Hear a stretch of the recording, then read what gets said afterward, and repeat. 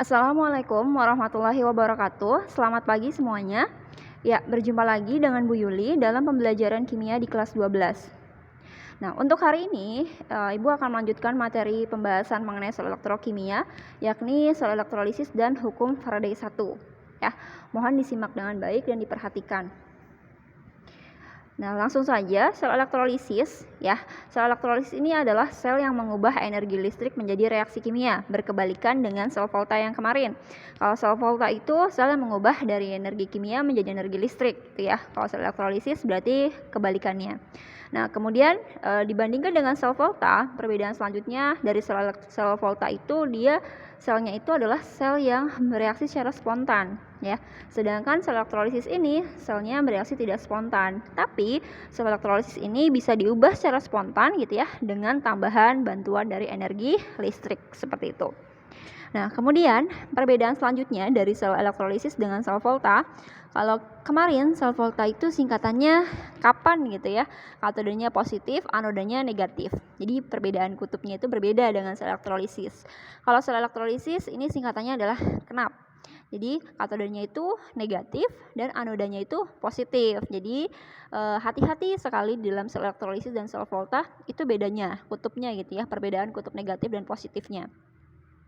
Kemudian untuk persamaannya antara sel elektrolisis dan sel volta sama-sama, di mana katodenya itu berjalan mengalami reaksi reduksi gitu ya. Kalau anodanya itu mengalami reaksi oksidasi, atau mudahnya triknya itu karet dan anoks. Karetnya itu adalah katodenya reduksi, anoksnya itu adalah anodanya oksidasi, seperti itu. Nah, untuk contoh aplikasi sel elektrolisis dalam kehidupan sehari-hari ya, atau dalam perindustrian gitu ya, banyak sekali dipakai sel elektrolisis ini dalam pembuatan logam natrium dengan seldon. Nah, jadi namanya itu adalah seldon, pembuatan logam natrium. Nah, bisa dilihat gambarnya ya di sebelah kiri. Nah, itu adalah gambar NaCl ya, atau natrium klorida dimasukkan. Jadi lelehan natrium klorida itu dimasukkan ke dalam sebuah wadah. Dalam wadahnya itu berisi ada katoda, ada anoda, di mana katodanya itu dia menggunakan katoda Fe. Fe itu besi ya. Kemudian anodanya itu menggunakan anodanya karbon. Nah, di sini lelehan natriumnya ya, Na plusnya itu nanti akan masuk di sini ya. Masuk melalui katoda Fe, kemudian lelehan Na-nya juga akan masuk gitu ya. Nah, bisa dilihat di sebelah kanannya di sini adalah penampang dari sel elektrolisis. Bedanya dengan sel volta kemarin, kalau sel volta itu dia terdiri dari 2 buah gelas kimia, sedangkan kalau sel elektrolisis hanya 1 buah gelas kimia. Paham ya? Nah, tapi sama-sama menggunakan katoda dan anoda. Cuma di sini bedanya katodanya harus berkutub negatif, anodanya harus berkutub positif, seperti itu. Nah, kemudian di sini juga dihubungkan dengan baterai ya untuk suplai energi listriknya. Nah, di sini ada lelehan NaCl dimasukkan ke dalam sebuah wadah itu. Nah, kemudian di sini ada reaksinya ya, reduksi dan oksidasi. Nah, biasanya dalam sel elektrolisis itu selalu yang ditanyakannya itu adalah bagaimana reaksi yang berjalan di reduksi dan di oksidasinya, atau bagaimana reaksi berjalan di katoda dan di anodanya, karena pasti nanti berbeda. Seperti itu. Nah, jadi fokus utama kita dalam sel elektrolisis ini adalah kita dapat menentukan reaksi mana yang berjalan di katoda, reaksi mana yang berjalan di anoda, dan reaksinya seperti apa gitu ya. Oke, langsung saja. Di sini ada ketentuan-ketentuannya dalam reaksi elektrolisis. Jadi di sini kamu harus tahu dan harus bisa membedakan mana yang terjadi di katoda, mana yang terjadi di anoda. Kita lihat untuk aturan yang pertama, untuk reaksi di katoda. Nah, yang harus diperhatikan ya untuk reaksi di katoda adalah tolong diperhatikan apakah senyawanya itu nanti berbentuknya adalah fasenya adalah larutan atau leburan. Karena kita tahu ya, dalam kimia itu ada 4 wujud fase ya, di mana ada gas, kemudian disimbolkan dengan G, kemudian ada aki atau aqueous gitu ya, larutan, kemudian ada juga L, liquid, itu lelehan gitu, itu leburan dan sebagainya macamnya. Nah, kemudian satu lagi adalah S gitu ya, solid. Nah, kalau misalkan di katoda, fokus utama kita lihat dulu apakah jenis senyawanya itu dalam bentuk larutan atau leburan, atau simbolnya itu aki atau L gitu ya. Nah, kemudian yang kedua yang harus diperhatikan adalah jenis ion positifnya. Jadi, reaksi di katoda, ingat, katoda itu kan harus negatif ya di dalam sel elektrolisis. Nah, kalau negatif pasti dia akan tertarik pada yang positif. Jadi, lihat di ion positifnya. Jadi, nanti yang bereaksi di katoda itu yang ion positif, bukan ion negatif. Karena kan katoda sendiri udah bermuatan negatif. Jadi, dia pasti tarik-menariknya pada yang positif. Jadi, lihat yang ion positifnya. Paham ya? Nah, di sini ketentuannya, kalau misalkan dia larutan gitu ya, kalau dia misalkan larutan, tapi dia mengandung ion positif dari logam aktif. Nah, logam aktif itu contohnya ada golongan 1A, ya, halina kawin robi CS frustasi, tapi H-nya tidak ya, cuma Li, lina kawin robi CS frustasi. Kemudian golongan 2 itu beli, mangga, campur, sirsak, bagi rata gitu ya. Al 3+ dan Mn 2+. Nah, ini yang dimaksud dengan logam aktif. Jadi, logam aktif yang bentuknya larutan ya, 1A, 2A, Al3+ dan Mn2+, kalau dia bentuknya larutan, maka untuk reaksi di katodanya itu yang bereaksi adalah air. Jadi 2H2O ditambah 2 elektron menjadi 2OH- ditambah H2. Oke. Nah, untuk kenapa 2 elektronnya ada di sebelah kiri? Ini karena reaksinya adalah katoda. Ingat ya, katoda itu kan reaksinya reduksi. Kalau reduksi itu menangkap elektron, jadi elektronnya ditangkap. Namanya sesuatu yang ditangkap pasti mendekat gitu ya. Jadi 2H2O ditambah 2 elektron menjadi 2OH- tambah H2 itu adalah reaksi jika yang diketahui di katodanya itu adalah larutan dan mengandung logam aktif. Kemudian kalau bentuknya lelehan atau cairan gitu ya, atau liquid, nah mengandung ion positif dari logam aktif atau larutan, lelehan, cairan logam lainnya, maka nanti yang bereaksi katodanya adalah L, yang ini logamnya ya, maksudnya logamnya bermuatan berapa plus gitu ya, ditambah berapa elektron menjadi logam itu sendiri. Nah, untuk lebih lengkapnya nanti kita lihat ke contoh soal gitu. Nah, kemudian yang ketiga, larutan asam. Nah, jika larutannya itu asam, pasti tanda dia asam itu dia mengandung ion H+ gitu ya. Maka kalau misalkan mengandung H+, reaksi di katodanya itu selalu 2H+ ditambah 2 elektron menjadi H2. Oke, paham ya? Jadi ada 3 kemungkinan dalam reaksi di katoda. Ya, kita harus lihat larutan atau leburan dan jenis ion positifnya. Nah, kemudian lihat di sebelah kiri kanan gitu ya, reaksi di anoda. Kalau reaksi di anoda, kita harus perhatikan yang pertama adalah jenis elektroda ya. Kalau ada yang masih bingung, Bu, elektroda itu apa? Elektroda itu nanti yang dipasang batangan ya. Nanti deh, misalkan jenis elektroda itu ada 2. Jadi ada elektroda yang inert, ada yang tidak inert. Nah, nanti kita bahas. Nah, kemudian perhatikan juga jenis ion negatifnya. Jadi paham ya, kenapa anoda itu harus memperhatikan ion negatif? Karena anoda sendiri dia bermuatannya adalah positif, maka tarik-menariknya pada yang negatif. Maka kalau anoda ya kita lihat yang ion negatif gitu. Nah, kemudian untuk jenis elektrodanya itu dibagi 2. Ada yang elektrodanya inert, ada yang non-inert. Maksudnya tidak inert gitu ya. Nah, maksudnya elektroda inert itu apa? Elektroda inert itu adalah elektroda yang tidak ikut bereaksi. Sedangkan elektroda non-inert itu adalah elektroda yang ikut bereaksi. Jadi, secara tidak langsung kalau elektrodanya tidak inert, ya maka yang bereaksi adalah elektrodanya gitu. Sedangkan kalau elektroda inert ya, ini contohnya ada karbon, PT itu platina, Au itu aurum ya. Jadi karbon, platina dan aurum ini adalah contoh elektroda yang inert. Nah, maka kalau misalkan nanti di anoda itu memakainya adalah elektroda yang inert, ada 3 ketentuan yang harus dipakai di sini. Yang pertama, ion negatif ya, yang mengandung oksigen. Jadi kalau misalkan ion dari reaksinya itu adalah ion negatif dan ada oksigennya, contohnya seperti SO42-, NO3- gitu ya, CO32- gitu dan seterusnya, maka untuk anodanya itu yang bereaksi adalah air. 2H2O menjadi 4H+ ditambah O2 tambah 4 elektron ya. Nah, kalau misalnya ada yang nanya, Bu, kok beda reaksinya antara anoda dan katoda? Tadi elektronnya didekatkan kalau yang di katoda, kalau yang di anoda kok dijauhkan? Ingat lagi, kalau anoda itu tempat terjadinya reaksi oksidasi. Namanya reaksi oksidasi itu reaksi pelepasan elektron. Sesuatu yang dilepas pasti akan menjauh gitu ya. Jadi harap hati-hati kalau mau melepaskan sesuatu.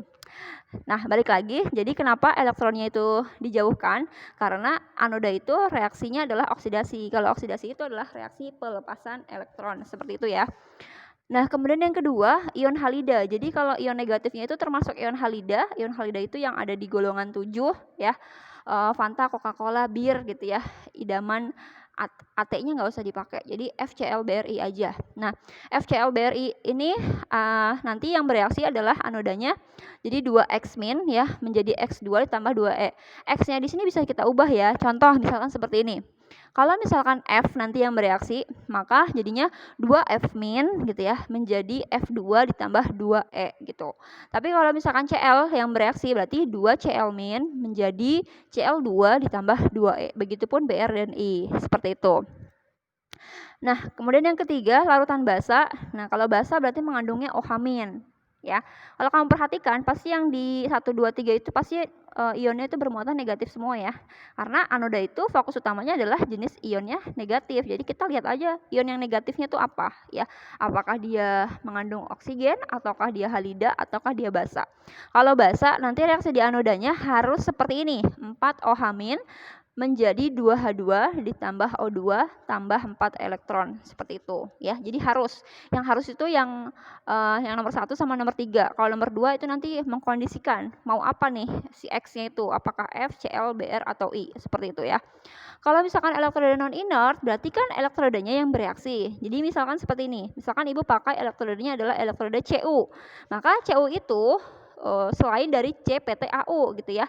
Maka Cu itu bisa kita kategorikan dia elektrodanya non inert. Maka nanti yang bereaksi A-nya itu atau di anodanya adalah Cu menjadi Cu2+ ditambah 2 elektron seperti itu. Jadi langsung elektrodanya sendiri yang bereaksi gitu. Kalau misalkan elektrodanya Ag misalkan ya, Ag berarti ya di anodanya Ag menjadi Ag+ ditambah elektron seperti itu. Nah, kita lihat langsung ke contoh 1. Perhatikan, contoh 1. Tulis reaksi elektrolisis larutan Na2SO4 dengan elektroda karbon. Oke, perhatikan ya.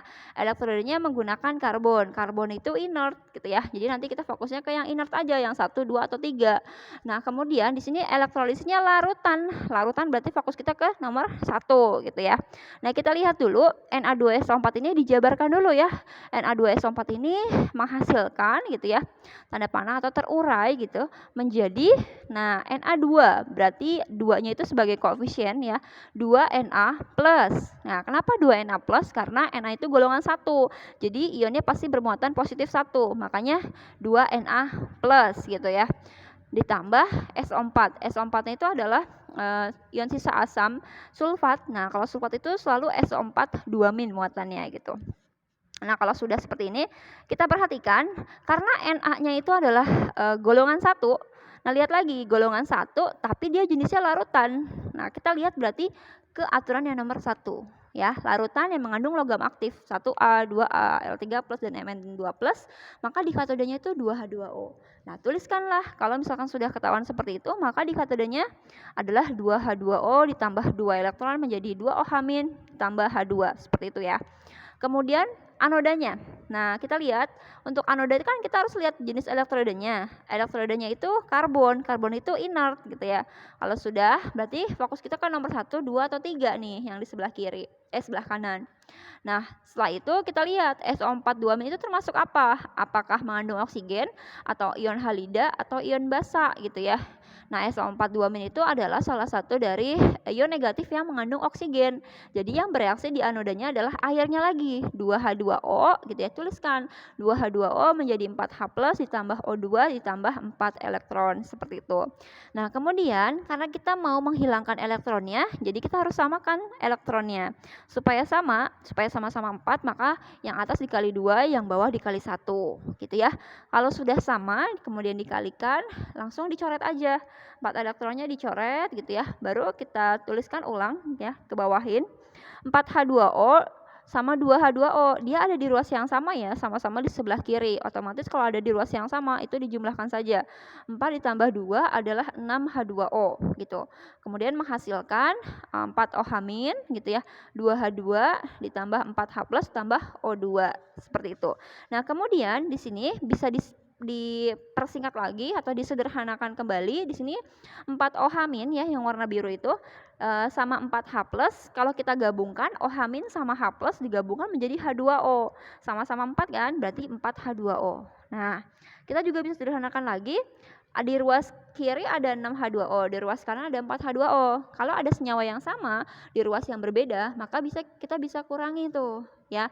Ya, 6 sama 4 berarti kan lebih banyak yang 6 gitu ya. Maka sisanya 6 dikurang 4 adalah 2. Jadi 2H2O-nya milik yang di sebelah kiri gitu. Jadi 2H2O, sebelah kanannya 4H2-nya udah habis gitu ya.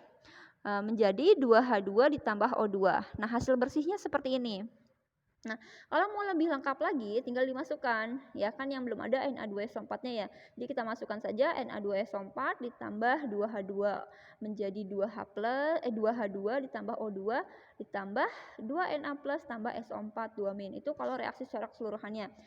Tapi kalau misalkan di soal-soal itu cukup sampai hasil bersihnya saja ya. 2H2O menjadi 2H2 tambah O2 itu juga sudah benar gitu. Paham? Kita lihat contoh selanjutnya. Nah, di sini ada contoh kedua. Tulis reaksi elektrolisis lelehan CaCl2 dengan elektroda platina. Oke, perhatikan baik-baik. Untuk reaksi di katoda, tadi fokus utama kita adalah lihat dulu apakah dia jenisnya larutan ataukah lelehan. Nah, karena di soal ini lelehan gitu ya, maka nanti lelehan yang dilihat gitu di poin yang kedua. Nah, kemudian elektrodanya platina. Platina itu inert atau tidak inert gitu ya. Platina itu kan PT, berarti dia inert. Nah, kita jabarkan dulu CaCl2-nya menjadi Ca2+ ditambah 2Cl-. Nah, Ca2+ itu termasuk di golongan 2 ya. Beli mangga campur. Nah, itu kan golongan 2. Nah, golongan 2-nya itu termasuknya lelehan ya di sini. Berarti nanti di katodenya itu bukan air. Oke? Kalau air itu kalau dia larutan CaCl2, tapi karena lelehan, maka yang bereaksi itu logam Ca-nya sendiri. Paham? Jadi kalau lelehan, jadi yang bereaksi adalah lelehannya itu sendiri. Jadi kita tuliskan katodenya Ca2+, kan logamnya Ca ya. Ca2+ ditambah gitu 2 elektron menjadi Ca, seperti itu ya. Nah, kemudian 2Cl-nya ini karena dia elektronnya platina atau inert ya. Kalau inert itu berarti nanti kita lihat apakah dia mengandung oksigen, apakah halida atau dia yang mengandung basa gitu ya. Karena Cl- ini adalah ion halida, jadi nanti yang bereaksi di anodanya 2Cl- menjadi Cl2 ditambah 2 elektron ya. Nanti karena ini sudah sama elektronnya, jadi kita tinggal coret dan kita tinggal turunkan reaksinya. Jadi Ca2+ ditambah 2Cl- itu menjadi CaCl2 gitu ya. Menjadi Ca ditambah Cl2 seperti itu. Kemudian ini kalau misalkan kamu tidak mau menyatukan CaCl2 juga nggak apa-apa ya. Misalkan kamu tuliskan ulangnya Ca2+ ditambah 2Cl- menjadi Ca tambah Cl2, itu juga sudah Ibu benarkan.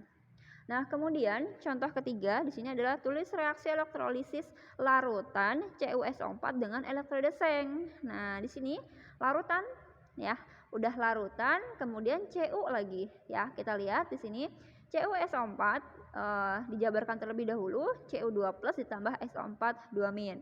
Oke, tadi kalau yang logam aktif itu kan yang golongan 1A, 2A, kemudian Al sama Mn gitu ya. Nah, berarti Cu itu tidak tergolong pada logam aktif.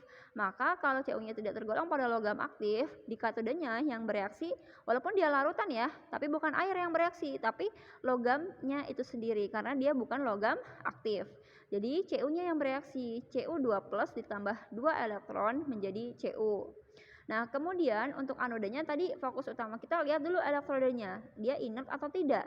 Nah, kalau elektrodanya seng itu Zn gitu ya. Zn itu bukan inert karena kan yang inert itu cuma 3, PT, C sama Au gitu. Nah, berarti si sengnya ini nanti yang bereaksi di anoda. Ingat ya, maksud dari elektroda tidak inert itu adalah elektrodanya ikut bereaksi. Jadi yang bereaksi itu adalah elektrodanya. Elektroda yang dipakai di contoh soal 3 itu adalah seng atau Ze. Jadi kita masukkan langsung anodanya ya. Jadi kita tidak perlu melihat apakah dia SO4 2- ataukah halida ataukah basa ya. Tapi kalau elektrodanya sudah tidak inert, maka langsung saja elektrodanya itu dimasukkan ke dalam reaksi anoda. Menjadi Zn menjadi Zn2+ tambah 2 elektron. Sama seperti tadi, elektronnya sudah sama, jadi kita coret saja elektronnya. Turunkan Cu2+ tambah Zn menjadi Cu ditambah Zn2+ gitu ya. Nah, ini reaksinya bisa dituliskan secara lengkap gitu ya.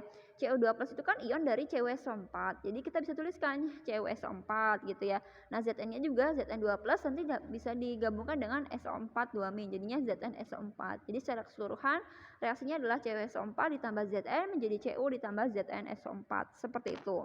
Oke. Ibu ulangi, jadi perhatikan untuk reaksi di katoda dan anoda ya, perhatikan ketentuannya masing-masing. Kalau di katoda nanti kamu lihat dulu apakah dia jenisnya larutan ataukah lelehan. Nah, kemudian apakah dia tergolong pada logam aktif ataukah tidak. Oke. Kemudian kalau di anoda fokus utamanya adalah lihat elektrodanya. Apakah dia inert ataukah dia tidak inert. Kalau inert berarti perhatikan 3 poinnya ya, apakah dia ion yang mengandung oksigen, apakah dia ion halida ataukah dia ion basa. Tapi kalau elektrodanya tidak inert, berarti langsung saja masukkan elektroda tersebut ke dalam reaksi anoda atau reaksi oksidasi. Seperti itu untuk reaksi-reaksi dari sel elektrolisis. Nah, kemudian kegunaan sel elektrolisis diantaranya di sini ya, kegunaannya itu ada berbagai macam. Biasanya kalau sel elektrolisis itu digunakan dalam perindustrian. Jadi kalau kamu nanti kerja suatu saat gitu ya, kerja di perusahaan-perusahaan besar gitu ya. Nah, itu biasanya akan dipakai ilmu dari sel elektrolisis. Nah, di sini contohnya adalah penyepuhan atau pelapisan logam, electroplating. Nah, ini sering sekali ya, bahkan di pasar-pasar tradisional atau pasar-pasar modern juga kalau yang menjual emas-emas itu pasti menggunakan prinsip penyepuhan atau pelapisan logam electroplating ini. Kemudian yang kedua, pemurnian logam ya, pemurnian logam. Yang ketiga, pembuatan unsur dari dan senyawanya, misalkan pembuatan F2. Nah, pembuatan F2 itu atau fluor itu dengan menggunakan elektrolisis HF dalam KF cair dan Mg dari elektrolisis leburan MgCl2 ya.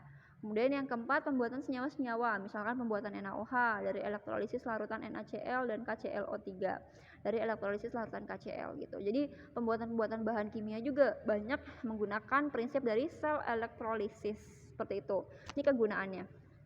Nah, untuk latihan soal hari ini, Ibu minta tolong kalian kerjakan ya, tuliskan reaksi elektrolisis dari soal yang di sini ya. Ada larutan asam sulfat itu H2SO4 ya, menggunakan elektroda C. Kemudian dari larutan FeCl2 dengan elektroda PT, larutan KNO3 dengan elektroda Fe gitu ya, dan seterusnya.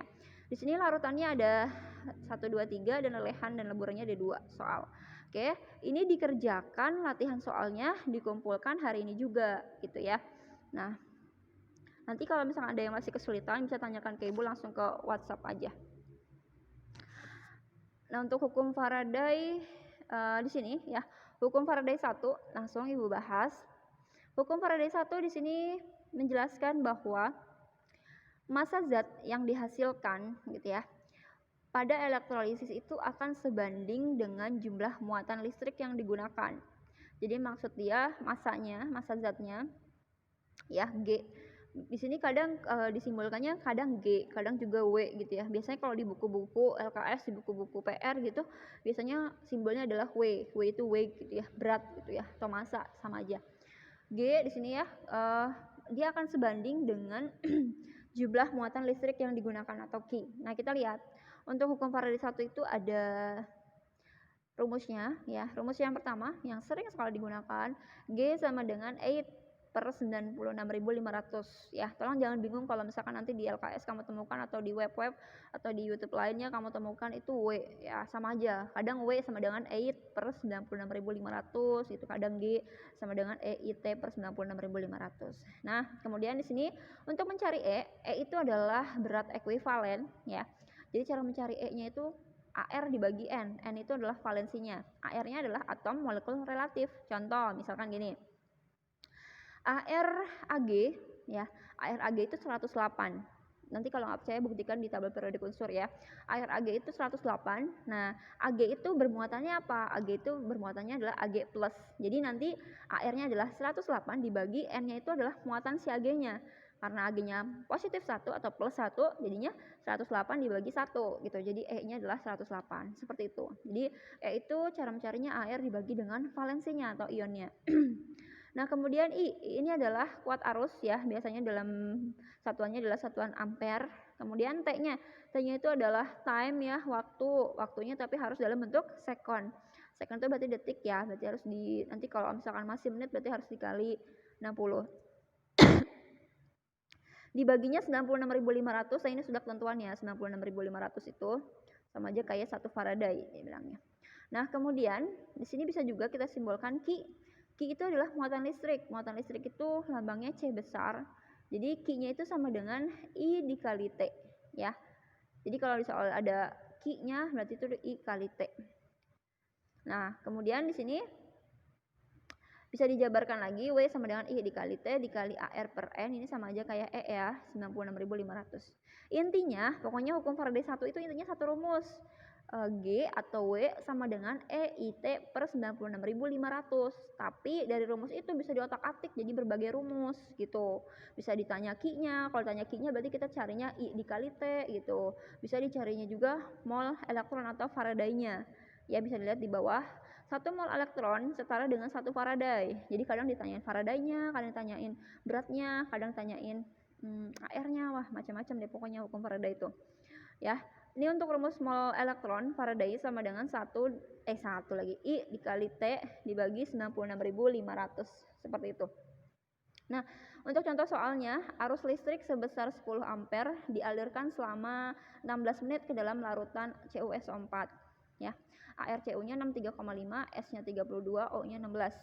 Dengan elektroda karbon, berapa massa tembaga yang dapat diendapkan di katode. Nah, yang ditanya adalah berapa massa tembaga, berarti massa tembaga itu G ya atau W. Nah, kemudian rumusnya karena ini ada 10 ampere itu I, 16 menit itu berarti T, nanti 16 menitnya dikali dengan 60 ya supaya jadi detik. Nah, kemudian ArCu-nya nanti untuk menghitung E-nya. Nah, ini berarti menggunakan hukum Faraday 1, W atau G sama dengan EIT per 96.500. Nah, kalau di jawaban di sini langsung pakai I dikali T dibagi 96.500 dikali AR per N gitu ya. AR per N-nya itu sama aja kayak E. Nah, kita lihat dulu CuSO4 menjadi Cu2+ ditambah SO4 2-. Kita lihat untuk valensi dari Cu-nya. Cu-nya itu Cu2+, berarti ionnya adalah 2+ ya. 2. Nah, baru kita masukkan I-nya adalah 10 dikali T-nya harus dikalikan dengan 60 ya supaya jadi detik. 16 kali 60 dibagi 96.500 dikali 63,5 per 2. Ya, hasilnya adalah 3,16 gram. Nah, ini contoh simpel dari hukum Faraday 1. Jadi contoh simpelnya adalah mencari massa tembaga atau beratnya aja gitu ya. Nah, kemudian kita lihat next ragam soal hukum Faraday yang kedua. Nah, di sini contoh kedua, pada proses elektrolisis CuCl2 dengan elektroda PT digunakan arus sebesar 0,4 Faraday. Oke, beda ya. Kalau tadi kan diketahui arusnya, diketahui waktunya gitu ya. Nah, kalau di sini langsung Faraday-nya. Faraday-nya 0,4 gitu. Berapakah volume? Nah, yang tanya volume, kalau yang tadi tanyanya adalah berat. Berapakah volume gas yang dihasilkan di anode pada keadaan 0 derajat Celcius dan 1 atm? Perhatikan 0 derajat Celcius dan 1 atm ini adalah pada keadaan standar. Masih ingat ya, standar temperature and pressure atau STP. Nah, kita lihat nanti. Jawabannya, pertama kita jabarkan dulu CuCl2-nya menjadi Cu2+ ditambah 2Cl-. Nah, CO2+-nya berarti nanti muatannya adalah positif 2. Ya, 2Cl- ini adalah ion halidanya. Yang ditanyakan adalah berapa volume gas yang dihasilkan. Nah, berarti gasnya adalah gas si klornya ya, bukan gas si Cu, karena Cu itu bentuknya bukan gas. Jadi nanti yang ditanya adalah gas si Cl-nya. Kita lihat, di sini ada 0,4 Faraday. Ingat tadi ketentuannya, mol elektron itu setara dengan Faraday. Jadi mol elektronnya itu sama dengan Faraday, hasilnya sama dengan 0,4 mol. Nah, kita masukkan reaksi di anoda. Anoda kan nanti yang bereaksi adalah yang bermuatan negatif ya. Jadi fokus utama kita adalah lihat Cl-nya. Kemudian dia menggunakan elektrodnya elektroda PT. Berarti elektrodnya itu inert. Jadi yang bereaksi adalah si Cl-nya. Menjadi reaksi di anodanya adalah 2Cl- menjadi Cl2 ditambah 2 elektron. Nah, di sini 2 elektronnya itu untuk kita masukkan 0,4-nya ya, atau setara dengan Faraday-nya. Tadi ketentuannya Faraday itu sama dengan mol elektron. Jadi kalau di sini 2 elektron ya, itu kan sama aja kayak mol elektron dari si Cl. Jadi mol elektronnya itu atau Faraday-nya adalah 0,4 mol. Ya. Tidak usah bingung kenapa nggak dikalikan 2. Tidak dikalikan 2 karena ini mol elektron untuk keseluruhan. Jadi mol elektronnya 0,4. 0,4 itu berarti mau dia 4 elektron, mau dia berapa ya, misalkan 5 elektron, 6 elektron itu sama aja 0,4 gitu ya. Jadi 2 elektron ini setara dengan mol elektron atau Faraday, ini setara dengan 0,4 mol. Nah, baru kita lihat berapakah mol dari si Cl2. Nah, kenapa ini bisa 0,2? Kita lihat pembandingnya ya. Koefisien di Cl2 itu 1. Koefisien di elektronnya 2. Nah, kita lihat kalau mau mencari mol dari Cl2 berarti kita cari koefisiennya 1/2 gitu ya. 1 dari Cl2, 2-nya dari elektron. Jadi 1/2 dikali 0,4. Hasilnya 0,2 mol gitu. Atau kalau secara logika gini, 2 elektron aja 0,4 mol. Berarti kalau 1 elektron Cl2 adalah 0,4 dibagi 2, hasilnya 0,2 mol gitu. Nah, kemudian volume, karena dia mintanya volume dalam keadaan standar temperature and pressure ya, STP, di sini tandanya adalah 0,0 derajat Celcius dan 1 atm, maka kita pakai volumenya adalah rumus volume sama dengan mol dikali 22,4. Ini kelas 10 ya. Jadi tolong jangan ada yang bingung, Bu, itu rumus dari mana lagi gitu ya. Ini rumus dari kelas 10, kita pakai lagi dan pakai lagi ya. Volumenya sama dengan mol dikali 22,4, volumenya sama dengan 0,2 dikali 22,4, hasilnya adalah 4,48 liter, seperti itu. Nah, ini ada triknya. Kalau misalkan kamu tidak mau panjang lebar yang tadi Ibu jelaskan, bisa menggunakan trik ini ya. Cara mencarinya, Faraday sama dengan mol dikali dengan valensi zatnya ya. Nah, kemudian valensinya itu sama dengan muatan logam. Jadi misalkan gini, CO2+, berarti valensinya adalah 2. Seperti kata tadi Ibu, ionnya berapa? 2 kan, berarti 2. Nah, molekul unsur, di sini kalau misalkan molekul unsurnya H2, 2H+, jadi valensinya dihitung 2. Kalau misalkan O2, ini ketentuannya adalah 2O2-, jadi valensinya dihitung 4. Kalau Cl2, 2Cl-, jadi valensinya itu dihitung 2. Nah, kenapa ya oksigen 2O2-? Ingat, oksigen itu golongan 6. 6 itu supaya stabil dia menariknya 2 elektron gitu. Jadi 2O2- gitu. Hasilnya valensinya 4. Nah, metode triknya di sini Faraday itu kan sama dengan mol dikali valensi gitu ya. Berarti kalau kita mau nyari mol, kan Faradaynya udah ada. Kalau mencari mol berarti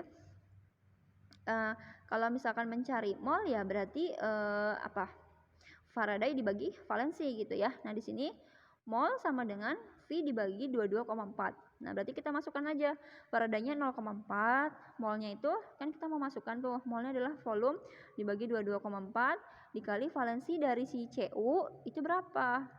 Si Cu lagi kalau di soal ini.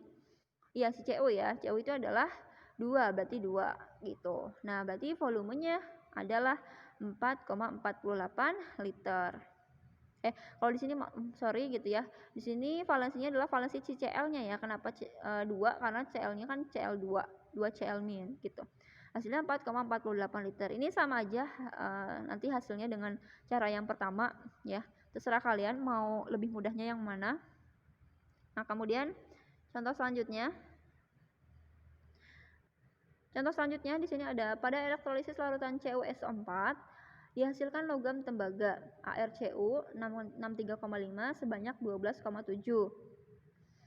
Pada keadaan standar, berapakah volume gas yang dihasilkan di anode? Oke, nah perhatikan ya. Otomatis di sini kamu harus tulis dulu reaksinya, ya. Reaksi dari katodenya apa, anodenya apa. Kita lihat CuSO4-nya larutan. Oke, larutan CuSO4 berarti nanti di katodenya Cu ya. Karena kan dia bukan logam aktif. Jadinya Cu2+ ditambah 2 elektron menjadi Cu. Kemudian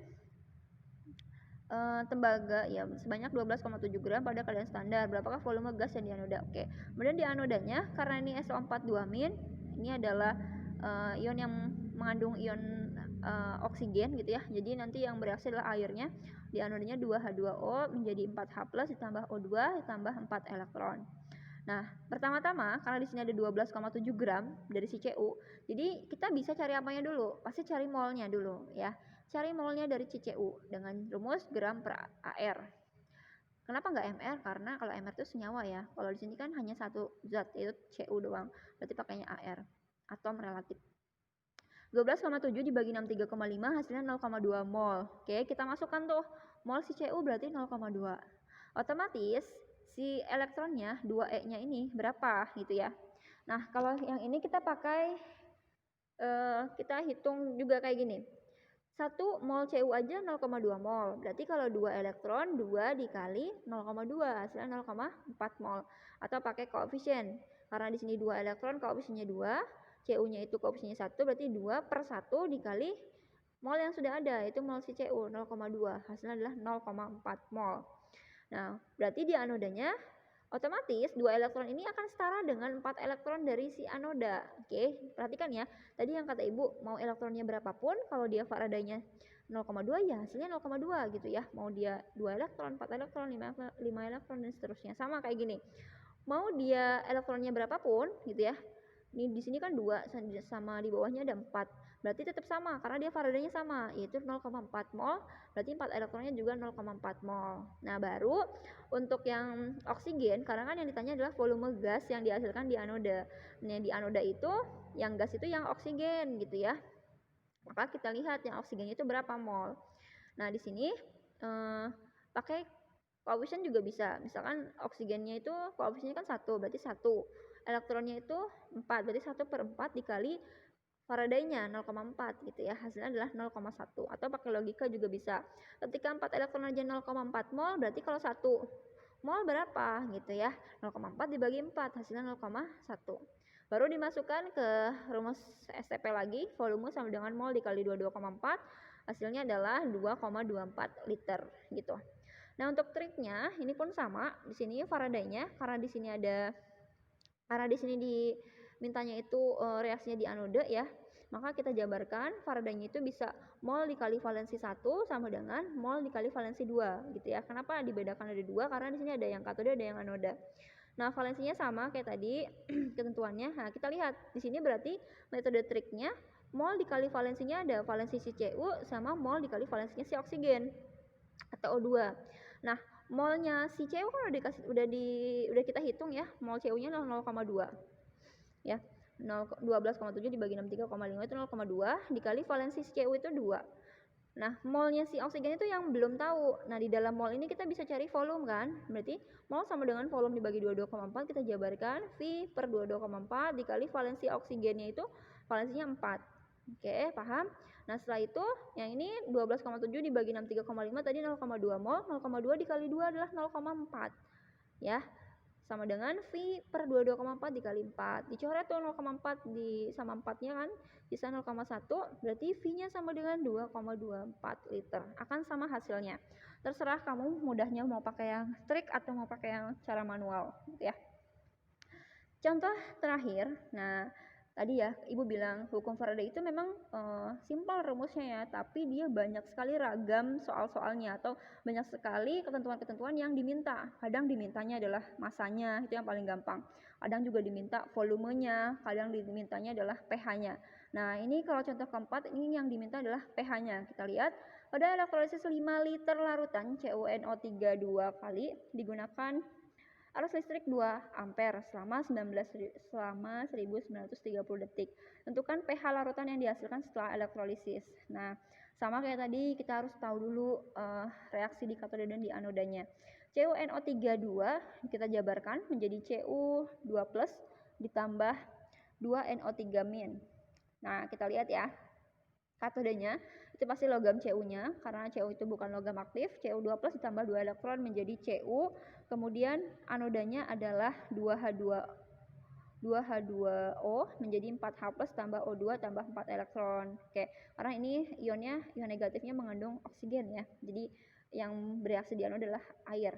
Nah, kita hitung dulu dari yang diketahui itu ada arus listrik, ada T-nya ya. Maka kita bisa hitung mol elektron atau Faraday-nya ya.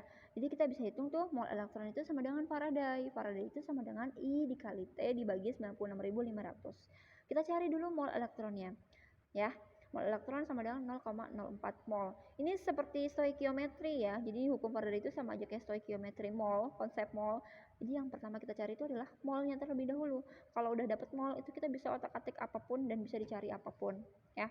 0,04 mol di sini masukkan ke dalam mol elektronnya. Ini sama ya. Mau di katode yang 2 elektron juga sama nilainya 0,04, yang di anoda juga 4 elektron juga 0,04.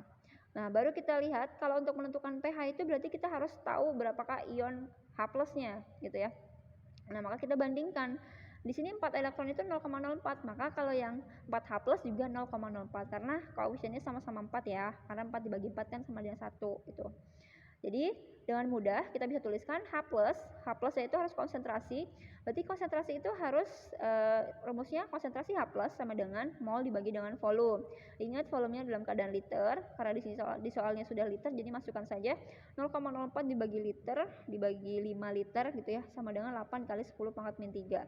Baru dimasukkan ke rumus pH sama dengan min log H+ sama dengan min log 8 kali 10 pangkat min 3. Jadi pH-nya hasilnya 3 min log 3. Nah, seperti itu. Ini adalah contoh untuk hukum Faraday 1 jika ditanyanya adalah pH ya. Jadi inti dari soal-soal hukum Faraday, yang pertama kamu harus pahami dulu mengenai reaksi sel elektrolilisnya ya. Yang kedua, nah kamu harus paham dulu mengenai bentuk apa yang diminta, apakah yang dicari itu adalah beratnya, maka langsung saja menggunakan rumus G sama dengan EIT per 96.500, atau yang ditanya volumenya, atau yang ditanya pH-nya. Nah, kalau sudah ditanya volume dan pH, ya agak lebih kompleks, nah itu pasti harus dicari mol elektronnya terlebih dahulu, ya, atau Faraday-nya terlebih dahulu. Nah, mungkin itu saja penjelasan hari ini, ya.